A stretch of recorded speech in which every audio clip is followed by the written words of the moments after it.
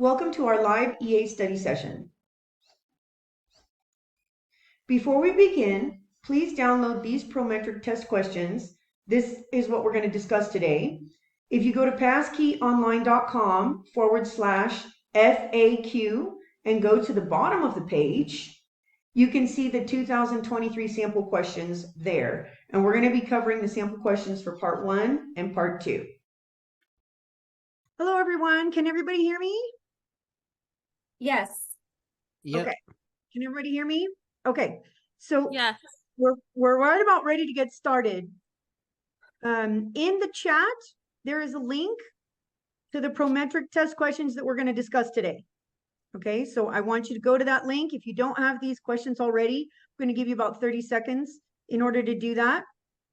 And I suggest downloading the PDF version. We're going to talk about the SEE questions for part 1 and part 2. And these were the questions that were officially released by the IRS. I haven't done an updated video for this one yet.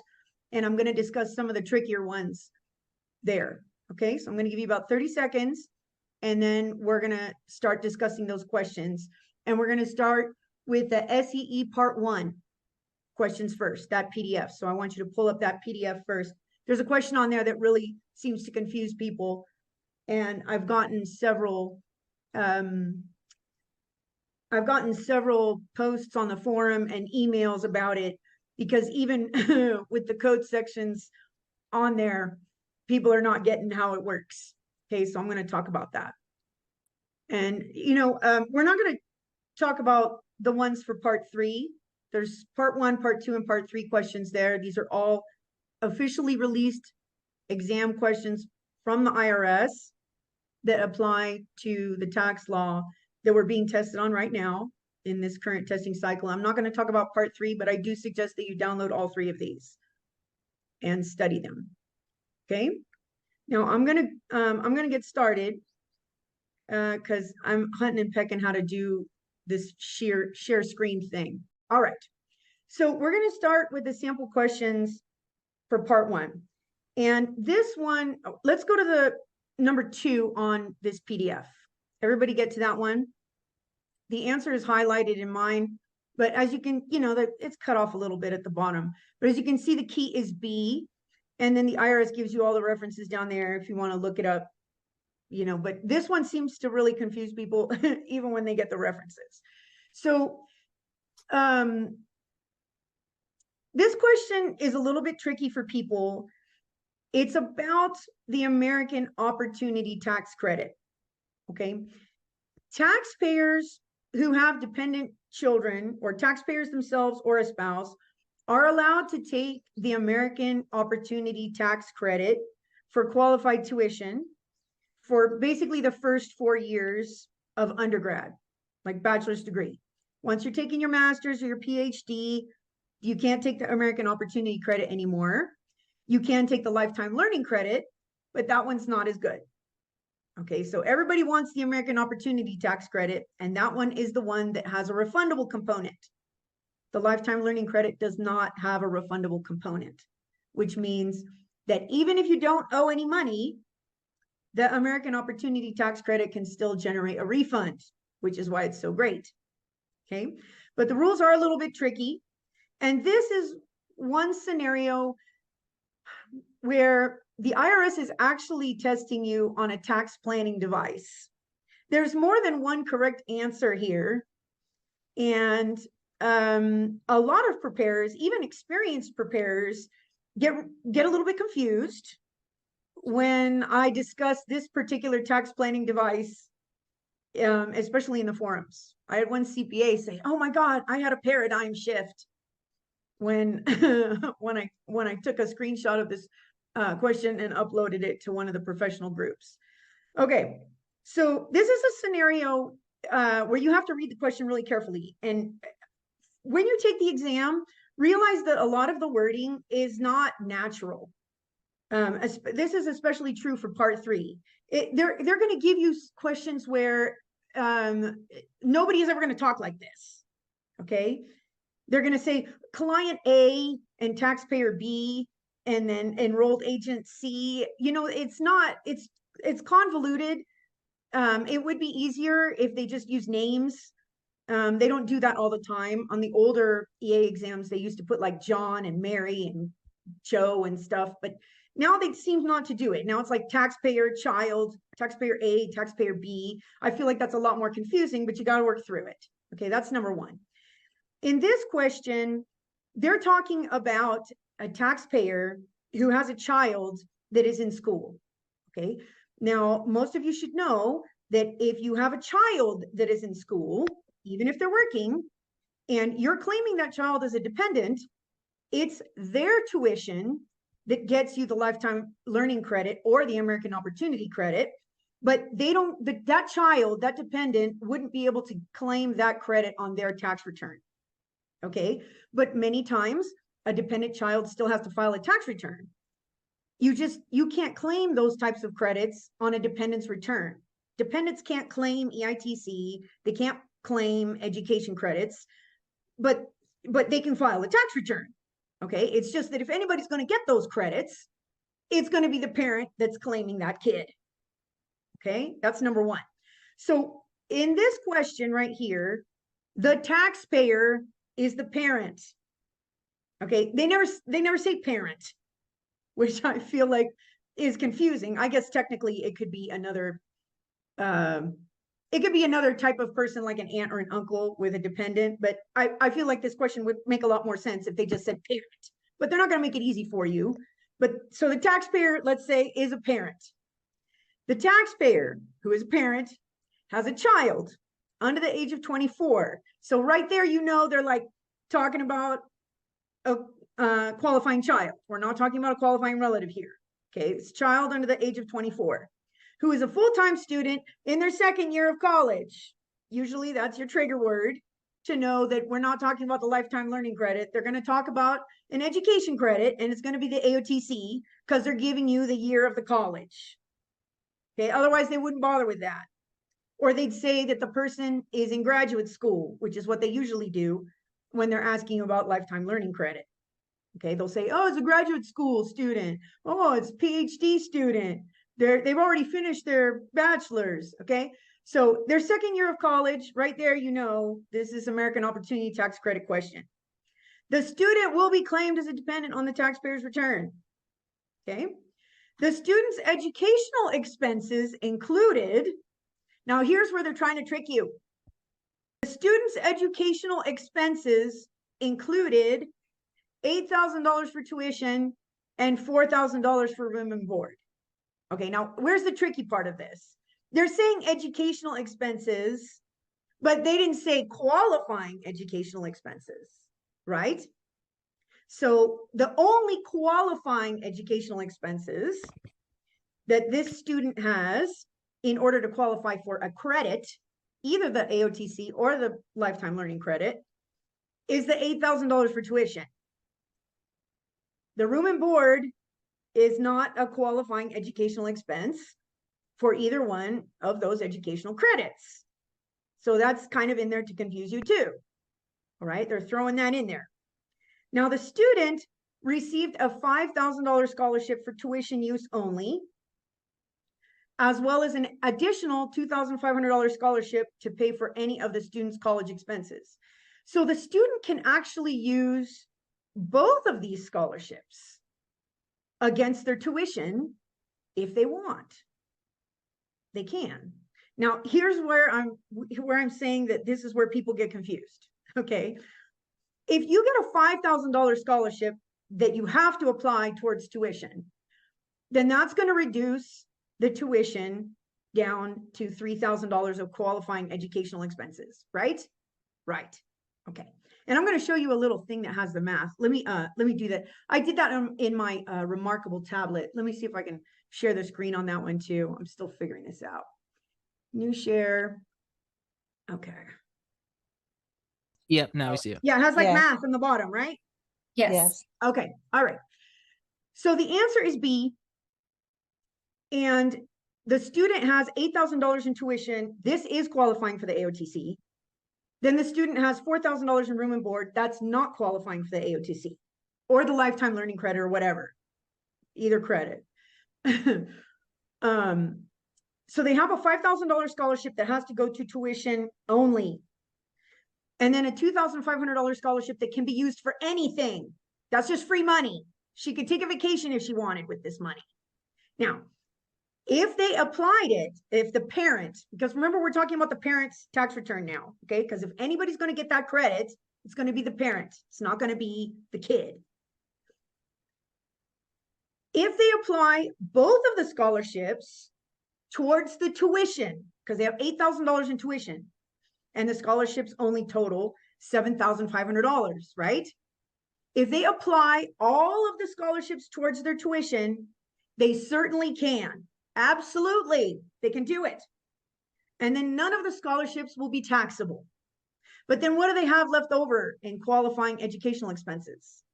Just 500 bucks. If they apply all the scholarships, that's $7,500 to the $8,000 in tuition, all they have left is $500 in qualifying educational expenses. And what are they going to get? Some little like piddly credit. Right? Okay. The ideal in this scenario is to maximize the lifetime, or sorry, let me start over. The ideal in this scenario is to maximize the American Opportunity Tax Credit as much as possible. So what you can do is you can transfer the taxable scholarship, that $2,500 that they can use for anything. They can use that for anything if they want, is to transfer this amount over to the kid. Make it taxable, and by making it taxable and not offsetting the tuition expenses, then the mother or the parent, I'm assuming it's a mother, let's say it's a parent, whatever parent, now has $3,000 in qualifying tuition left over. They can get a huge credit instead of a little piddly credit from that $500 in tuition that they would have had left over if they would have applied all of the scholarships to the qualifying tuition. So the parent is forced to allocate that $5,000 scholarship because it says in the question, it's for tuition use only. They don't have any choice. Okay, but that $2,500 scholarship that can be used for any of the college expenses, they can choose to make that taxable.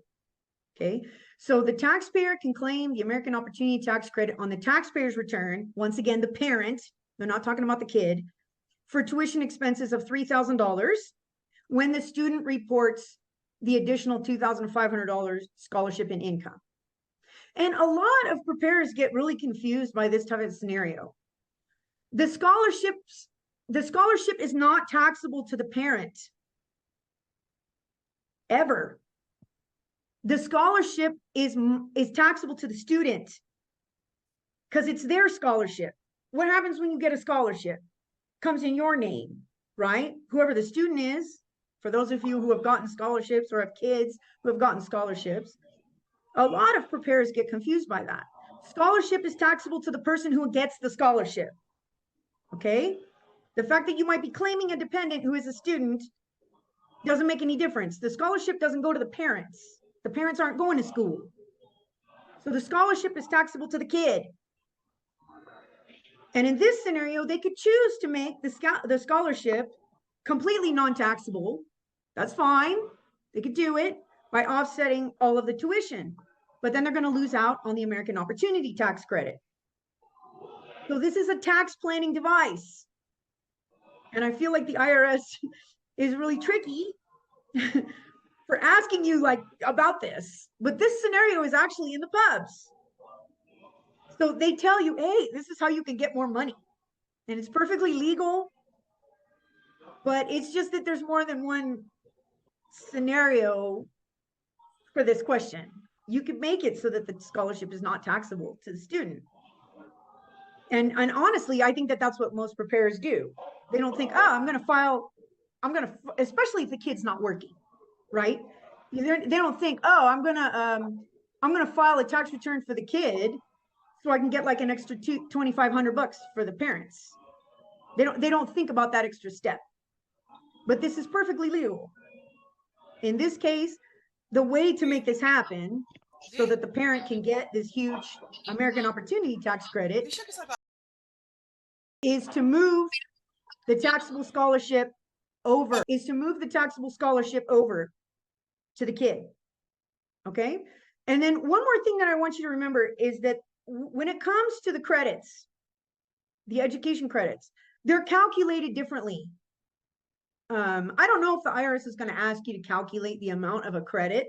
I know that they have in the past on older exams. Sometimes they will do that. They will ask you to calculate the amount of the credit, like the dollar amount. The AOTC, which is the American Opportunity Tax Credit, it's only eligible for the first 4 years. And it doesn't have to be like in order. I want you to understand that too. It's only for the first 4 years of a bachelor's degree. But like, for example, some students take 5 years to complete their bachelor's, right? We know that. If they have not completed their bachelor's, then they could potentially take the American Opportunity Tax Credit for any of those 4 years, but they can't take it for 5. But it doesn't have to be like in order or anything else like that. But just realize that the IRS does track this. They will track the social security number of the person that's actually getting the American Opportunity Tax Credit. And I have seen situations where it was the child who was like, you know, on the 7-year bachelor's degree plan, they took forever to finish, where the child claimed the AOTC for a couple years while they were being claimed by their parents. And then they were, you know, over 24 and they were still finishing. And then they tried to claim it on their own tax return later, you know, as a single person when they're not dependents anymore. And the IRS will catch that. So it's the first 4 years, whether you're a dependent on your parents' return or whether you're, you know, filing single and filing your own tax return. Doesn't matter. Okay. But the AOTC is 100% of the first $2,000 that you spend on qualifying educational expenses. So for example, the first $2,000 that you spend on tuition, you could basically receive that entire amount back as a credit. That's how the American Opportunity Tax Credit is calculated. But then it's 25% of the next 2,000. And I don't know why Congress did it that way. Okay. It's $2,500 maximum per year per student. That's the most that you can claim in a year. You can never claim more than that. But it's 2,000. It's 100% of the first 2,000, and then 25% of the next 2,000 up until you get to 2,500. And then that's the maximum credit that you can take. Now, the lifetime learning credit is completely different than that. It's 20% of the first 10,000. Okay. So if you, the only way that you can get the maximum lifetime learning credit is if you have $10,000 in qualifying expenses. Like you pay $10,000 in tuition, then you get 20% of that. And that's the maximum that you can take. So these credits are calculated really differently, the lifetime learning credit and the American Opportunity Credit. And once again, the American Opportunity Credit is the only one that's refundable. So you can get a portion of that back, even if you don't owe any tax. But the lifetime learning credit is not a refundable credit. It's not as good. Okay. All right. Now, does anybody have any questions? Oh, let me check the chat. Okay. What is the minimum amount for student to make for AOTC? I don't understand that question, Christina. You're going to have to like, there's a maximum that the parents can make. I think the AOTC is subject to a threshold, AGI threshold, and the lifetime learning credit is too, where once you get to a certain AGI, you're not allowed to take those credits anymore. It's the same with the student loan interest deduction. Those thresholds are in your book. Okay. But, wages for the student, that the wages for the student would not be applicable if the student was being claimed as a dependent. Okay. The AOTC wouldn't be claimed on the student's return. Okay. It's claimed on the parent's return.